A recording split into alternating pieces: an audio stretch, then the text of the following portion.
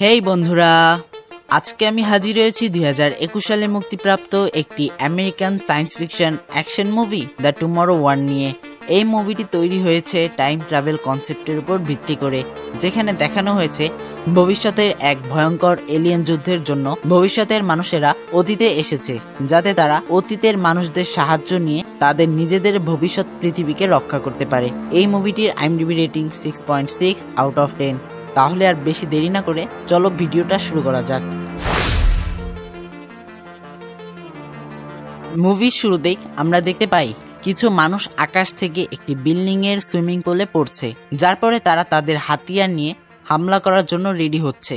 আর এখান থেকে scene shift হয় এবং 28 বছর পূর্বে ডিসেম্বর 2022 এর ক্যালিফোর্নিয়ায় দেখানো হয়। আর সেখানে আমরা এই মুভির মুখ্য চরিত্র ড্যান ফরেস্টারকে দেখতে পাই, যে একসময় একজন আর্মির সোলজার ছিলেন এবং বড় বড় মিশনও করেছে, কিন্তু সে তার জীবনে বড় কিছু করতে চায়। আর এই কারণে সে তার চাকরি থেকে রিজাইন করে, কিন্তু কোনো সুযোগ না পাওয়ায় সে এখন একটি হাই স্কুলে সায়েন্সের বায়োলজি পড়ায়।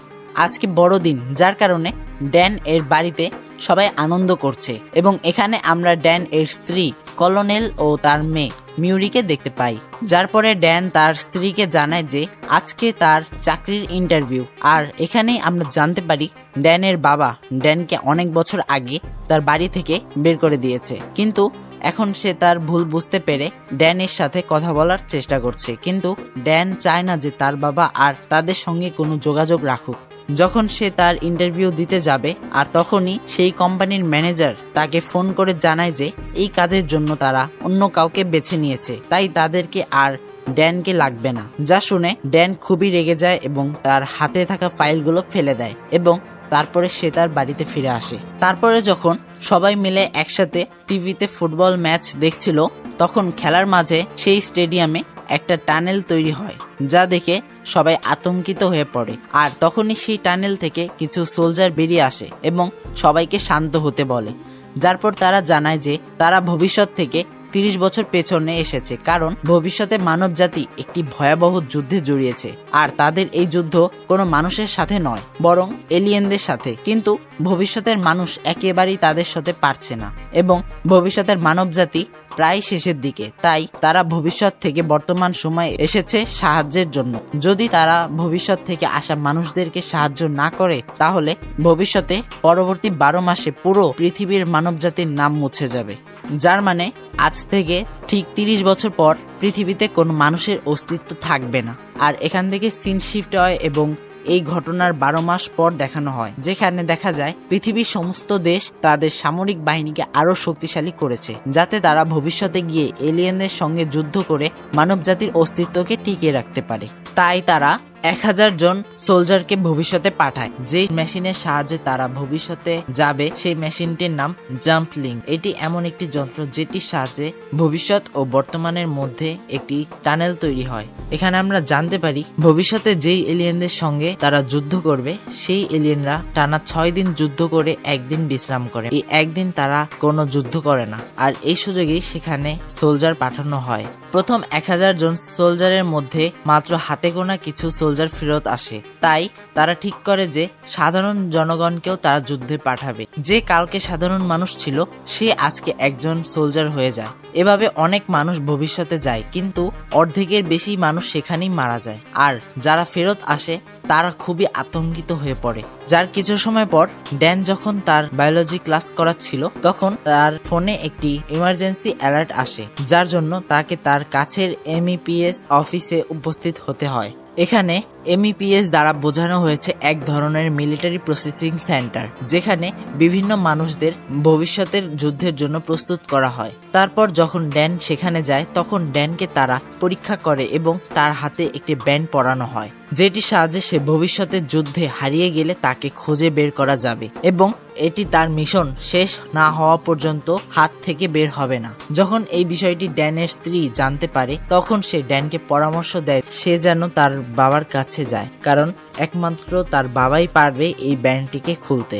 প্রথমে তো ড্যান তার বাবার কাছে যাওয়ার জন্য রাজি হয় না, কিন্তু শেষ পর্যন্ত তার পরিবারের জন্য সে তার বাবার সাহায্য নেয়। যখন তার বাবা তার হাতের ব্যান্ড খুলছিল তখন তাদের মধ্যে পুরনো সব কথা নিয়ে ঝগড়া শুরু হয়ে যায়, আর ড্যান রাগ করে তার বাবার কোনো সাহায্য না নিয়ে চলে আসে। ড্যান তার স্ত্রী ও মেয়ের কাছে কথা দেয় যে সে 7 দিনে ফিরে আসবে। এরপরে ড্যান তার উদ্দেশ্যে বেরিয়ে পড়ে। সে ভবিষ্যতে যাবে 7 দিন পরে, তাই আগামী 7 দিন সে প্রশিক্ষণ নিবে যে কিভাবে সে তাদের শত্রুদের সঙ্গে লড়াই করবে। এই প্রশিক্ষণরত সময় ড্যান চার্লি নামে একজন ব্যক্তির সাথে পরিচিত হয়, যার সাথে কথা বলতে বলতে তারা খুবই ভালো বন্ধু হয়ে যায়। অন্যদিকে তাদের মধ্যে থাকা এক ভদ্র মহিলা জিজ্ঞাসা করে যে তাদেরকে কেন শত্রুর ছবি দেখানো হচ্ছে না। উত্তরে তাকে বলা হয় তাদের শত্রু দেখতে এতই ভয়াবহ যে তাদের ছবি দেখলে হয়তোবা কোনো মানুষই যুদ্ধে অংশগ্রহণ করতে চাইবে না।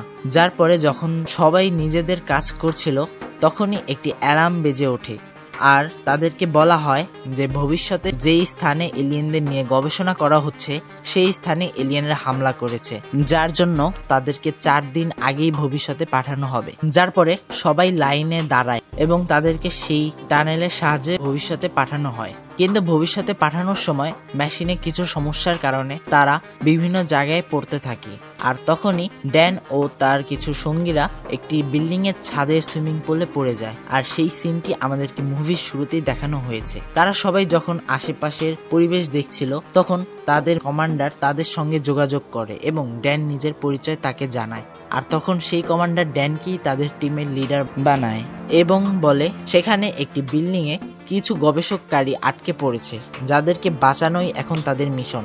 কিন্তু সমস্যা হলো এলিয়েন এই শহরের চারপাশে ছড়িয়ে পড়েছে, আর সেই কারণে এখন এই শহরটিকে ধ্বংস করা ছাড়া কোনো উপায় নেই, আর সেই শহরকে যখন তখন ধ্বংস করা হতে পারে। তাই ড্যানদেরকে তাদের কাজ খুবই তাড়াতাড়ি করতে হবে, আর তাই ড্যান তার সঙ্গীদেরকে নিয়ে তার মিশনে বেরিয়ে যায়। তারা একটি বিল্ডিং এ ঢুকে সবাইকে খুঁজতে থাকে। কিছুক্ষণ খোঁজার পরে তারা সেই গবেষকদেরকে মৃত অবস্থায় ঝুলে থাকতে দেখে, যার পরে তারা বুঝে যায় যে এলিয়েন গুলো শীঘ্রই আবার আসবে। তাদের কমান্ডার তাদেরকে সেই বিল্ডিং এ থাকা ল্যাব থেকে সব তথ্য, হার্ড ড্রাইভ এবং সকল দরকারি জিনিসপত্র নিয়ে তাড়াতাড়ি বের হতে বলে, যা শুনে তারা তাদের চারপাশে খুঁজতে থাকে এবং সবকিছু পাওয়ার পরে তাদের কমান্ডারের কথা মতো সেই স্থান থেকে বেরিয়ে আসে। কিন্তু বেরোনোর সময় তাদেরকে একটি এলিয়েন দেখে ফেলে, যার কারণে সেই এলিয়েনটি তাদের উপর আক্রমণ করে এবং ড্যানের 2 জন সঙ্গী সেখানেই মারা যায়। তারপরে তারা সেই বিল্ডিং থেকে কোনোভাবে বেরিয়ে আসে এবং রাস্তায় দৌড়তে থাকে। তাদেরকে বাঁচানোর জন্য সেখানে কিছু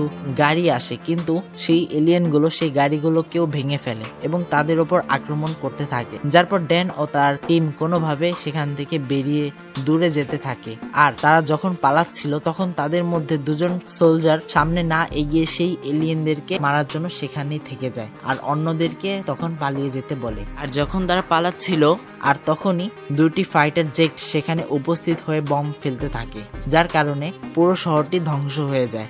ড্যান ও তার বেঁচে থাকা সোলজারদেরকে বাঁচানো হয় এবং একটি সুরক্ষিত স্থানে নেওয়া হয়। যখন ড্যান এর জ্ঞান ফেরে তখন সে সেখানে শুধু চার্লি ও ডোরিয়ান নামের একজন সোলজারকে দেখতে পায়, যার পর ড্যান জানতে পারে যে তারা 3 জন ব্যতীত সেখান থেকে আর কেউ বেঁচে ফিরতে পারেনি। যার পরে সে দেখা করে তাদের কমান্ডারের সাথে এবং কথায় কথায় ড্যান বুঝতে পারে যে সেই কমান্ডার আর কেউ নয়, সে হলো তার মেয়ে মিউরি। তারপর মিউরি কথায় কথায় ড্যানকে বলে যে সে তার বাবা মানে ড্যানকে এখানে একটি বিশেষ কারণের জন্য এনেছে, সেই কারণটি সময় এলেই সে ড্যানকে সেটি বলবে। তারপরে তারা তাদের হেডকোয়ার্টারে যায় এবং ড্যান এখানে জানতে পারে যে বিজ্ঞানীরা এক ধরনের বিষ তৈরি করেছে এবং সেই বিষ তারা সেই এলিয়েনদের মারার জন্য ব্যবহারও করেছে, যার ফলে অনেক এলিয়েন মারা গেলেও তাদের মধ্যে থাকা একটা ফিমেল এলিয়েন বেঁচে যায়, যার মানে তার উপর বিষের কোনো প্রভাব হয়নি। এখন কেন প্রভাব হয়নি তা জানার জন্য তারা সেই ফিমেল এলিয়েনটিকে ধরার জন্য কিছু সোলজার নিয়ে সেই স্থানের দিকে যায় যেখানে সেই ফিমেল এলিয়েনটি পালিয়েছে। পথে ড্যান জানতে পারে যে এই এলিয়েনগুলো কখন কোথা থেকে এসেছে তার কোনো রেকর্ড নেই, মানে তারা জানতোই না যে তাদের শত্রু কোথা থেকে এসেছে। এসব বলতে বলতে তারা এলিয়েনটির বাসার উপরে চলে আসে এবং নিচে দেখা যায় কিছু সোলজাররা মিলে সেই ফিমেল এলিয়েনটিকে ধরার চেষ্টা করে, কিন্তু সেই এলিয়েনটি তাদের উপরই আক্রমণ করে, যার ফলে মিউরি সেখানে তাকে ধরার জন্য যায়, কিন্তু ড্যান উপর থেকে দেখতে পায় যে অনেকগুলো মেল এলিয়েন তাদের দিকে ছুটে আসছে, মানে সেই এলিয়েনরা সেই ফিমেল এলিয়েনটিকে বাঁচানোর জন্য সেদিকে আসছে। ফলে ড্যান তার মেয়েকে বাঁচানোর জন্য সেই এলিয়েনটির বাসায় ঢুকে পড়ে এবং অনেক চেষ্টার পরে সেই ফিমেল এলিয়েনটিকে তারা ধরতে সক্ষম হয় এবং সেই স্থানটি ত্যাগ করে। তারপরে তারা সেই স্থানে যায় যেখানে রাখা যন্ত্রের সাহায্যে জাম্পলিং করা যায়। সেখানে গিয়ে মিউরি সেই এলিয়েনটিকে নিয়ে গবেষণা করে এবং ড্যান তাকে সাহায্য করে। তারা এলিয়েনটির ডিএনএ নিয়ে প্রায় 1000টা পরীক্ষা করার পরে সেই বিষ বানাতে পেরেছে। আর এখন মিউরি ড্যানকে সেই বিশেষ কারণটি বলতে থাকে যে ভবিষ্যতের পৃথিবী ধ্বংস হয়ে যাচ্ছে আর তাদের কাছে তেমন কোনো প্রযুক্তি নেই যার সাহায্যে তারা খুব কম সময়ে অনেক বিষ তৈরি করতে পারবে। তাই ড্যানকে সে রিকোয়েস্ট করে যে ড্যান যেন তার সময়ে চলে যায় এবং সেখানকার টেকনোলজি দিয়ে এই বিষটি আরো বেশি পরিমাণে বানায় এবং ভবিষ্যতের এই যুদ্ধটি শুরু হওয়ার আগেই যেন সে শেষ করে। যা শুনে ড্যান রাজি হয় আর ততক্ষণে সেই স্থানে সব মেল এলিয়েনগুলো ফিমেল এলিয়েনটিকে বাঁচানোর জন্য চলে আসে। তারা চারপাশে সবকিছু ধ্বংস করতে থাকে। তখন ড্যানকে ভবিষ্যৎ থেকে বর্তমান সময়ে যাওয়ার জন্য জাম্পলিং ব্যবহার করতে হবে, যে জন্য সে যন্ত্রটির কাছে যেতে থাকে। আর তখন একটি এলিয়েন মিউরির উপর আক্রমণ করে, যার ফলে মিউরি সেখান থেকে নিচে পড়ে যায়। তারপরে তারা আস্তে আস্তে এগোতে থাকে আর তখন দেখা যায় সেই এলিয়েনগুলো সেই জায়গাটার প্রায় সবকিছু ধ্বংস করে ফেলে। আর সেই এলিয়েনদের মধ্যে থাকা একটি এলিয়েন মিউরির পা টেনে ব্রিজ থেকে নিচে ফেলে দেয় এবং যখনই ড্যান তাকে ধরবে আর তখনই সে টেলিপোর্ট হয়ে তার সময় ফিরে আসে। সেই স্থান থেকে তারা তিনজন মানে ড্যান, চার্লি ও ডোরিয়ন সেখান থেকে ফিরেছে। আর এলিয়েনরা জাম্পলিং ধ্বংস করে ফেলেছে, তাই তারা আর ভবিষ্যতের মানুষদের সাথে কোনোভাবে যোগাযোগ করতে পারবে না। যার পরে ড্যান ফিরে যায় তার নিজের বাড়িতে এবং ড্যান তার স্ত্রীকে তার মেয়ের ভবিষ্যৎ সম্পর্কে সব কথা বলে দেয়। তখন তার স্ত্রী তাকে জানায় যে সেই এলিয়েনরা প্রথমবার হামলা করেছিল 2048 সালে, কিন্তু এর মানে তো এটা না যে তারা তখনই পৃথিবীতে এসেছে। এর মানে এটাও তো হতে পারে যে তারা অনেক সময় আগে থেকেই পৃথিবীতেই ছিল। যা শুনে ড্যান এই বিষয়টি বোঝার জন্য সেই সোলজার ডেরিয়নের কাছে যায়, কেননা যুদ্ধের সময় ডেরিয়ন একটি এলিয়েন এর নখ কেটে নিজের কাছে রেখেছিল। আর এখন তারা সেই নখটি তার বন্ধু চার্লির কাছে নিয়ে যায় এবং সেখানে তারা জানতে পারে যে এই নখের মধ্যে বিন্দু পরিমাণ ছাই রয়েছে। আর এই ছাইটি কোনো সাধারণ ছাই নয়, এটি হলো আগ্নেয়গিরির ছাই। যার মানে যখন কোনো আগ্নেয়গিরি ফেটে যায় তখন তার চারপাশে এই ধরনের ছাই ছড়িয়ে পড়ে। কিন্তু বিষয় হলো এলিয়েনরা ভবিষ্যতে প্রথম হামলা করেছিল রাশিয়াতে, কিন্তু এই ছাইটি এসেছে সম্ভবত চায়না অথবা কোরিয়া থেকে। তাই তারা এই বিষয়টি বোঝার জন্য একজন আগ্নেয়গিরি বিশেষজ্ঞকে খুঁজছিল।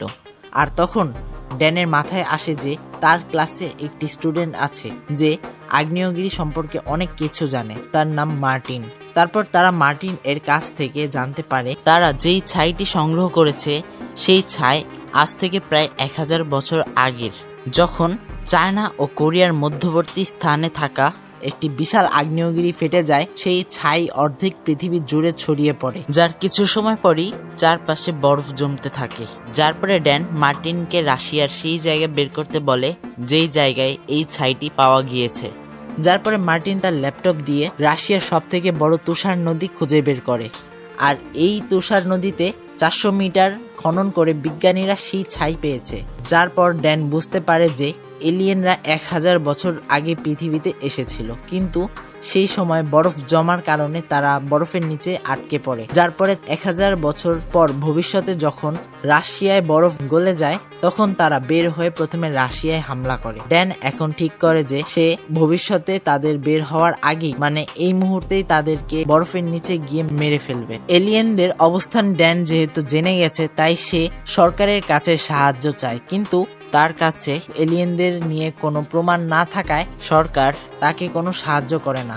যেহেতু ড্যান ক্যালিফোর্নিয়ায় রয়েছে আর তাকে রাশিয়ায় যেতে হবে, তার এই কাজে সাহায্য করতে পারে একমাত্র জেমস ফরেস্টার মানে ড্যানের বাবা। তারপরে ড্যান নিজে থেকে তার বাবার কাছে সাহায্য চায়, তখন তার বাবা সাথে সাথে রাজি হয়ে যায়। তারপরে তারা একটি দল বানিয়ে একটি প্লেন নিয়ে রাশিয়ার দিকে যেতে থাকে। সেখানে তারা চারপাশে ঘুরে অবশেষে সেই স্থানটি খুঁজে পায়, যেই স্থানের নিচে এলিয়েনদের স্পেসশিপ রয়েছে। যার পরে তারা সেই স্থানটির চারপাশে বম লাগিয়ে সমস্ত বরফ উড়িয়ে দেয় এবং একটি সুড়ঙ্গের ভেতরে প্রবেশ করে, এবং সেখানে কিছু দূর আগানোর পরে তারা অবশেষে সেই স্পেসশিপটি দেখতে পায়। যার পরে একটি দরজা কেটে তারা স্পেসশিপের ভেতরে ঢুকে, আর চার্লি ও ড্যানের বাবা মানে জেমস ফরেস্টার বাইরেই পাহারা দেয়, যাতে যদি কোনো এলিয়েন বাইরে বেরিয়ে আসে তাহলে বরফের উপরে ওঠার আগেই তারা সেই এলিয়েনটিকে মেরে ফেলবে। অন্যদিকে ড্যান ও তার টিম ভেতরে ঢুকে দেখতে পারে যে সেখানে অনেকগুলো এলিয়েন তাদের ডিমের মধ্যে বড় হচ্ছে, যা দেখে তারা তাড়াতাড়ি মিউরির বানানো সেই 20টি সিরিঞ্জ দিয়ে এলিয়েনদের মধ্যে ইনজেক্ট করতে থাকে, যার কারণে এলিয়েনগুলো সেখানে মারা যায়। কিন্তু তারপরে তারা দেখতে পারে যে তাদের কল্পনারও বেশি এলিয়েন এখানে রয়েছে। সেখান থেকে 3টা এলিয়েন বেরিয়ে যায়, যার পরে তারা ঠিক করে যে তারা এই স্পেসশিপটি বোম দিয়ে উড়িয়ে দেবে, যার ফলে তারা নিজেরাও মারা যাবে।